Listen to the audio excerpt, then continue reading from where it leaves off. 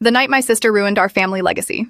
In our family, you didn't marry for love, you married for mergers. My parents ran a billion-dollar real estate empire, and by the time you turned 25, you were expected to tie the knot with another elite trust fund baby. I played the game perfectly, but my younger sister Maya was an absolute wild card. When our dad demanded she attend a formal gala, she showed up wearing neon body paint and combat boots. Dad was furious, completely cut off her bank accounts. Maya just laughed in his face. When she turned 24, my parents finalized her engagement to Preston, the wealthy, 35-year-old finance bro, terrible reputation for being an absolute creep. In their very first dinner, Preston tried to slide his hand onto Maya's thigh under the table, missing a single beat, grabbed her steak knife and pinned his expensive silk tie directly to the solid oak table. I was completely terrified, but our parents just doubled down.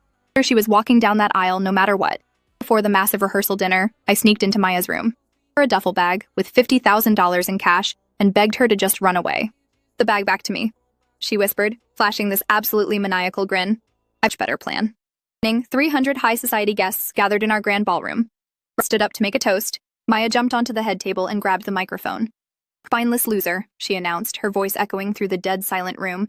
"And I'm not marrying him. I'm marrying him." Straight to the back of the room, Directio, a 22-year-old mechanic who worked on vintage cars. His completely crimson, as everyone turned to stare. To grab the mic, but Maya pulled a massive folder. She threatened over Dad's secret offshore tax files directly to the IRS, unless he publicly gave her and Leo his blessing right then and there. He was trapped. Through grit, Dad actually says approval into the microphone. Long story, Maya walked ballroom hand in hand with the mechanic, hopped into Dad's sports car and peeled out of the driveway. She became family disgrace. And honestly, I've never been more of her.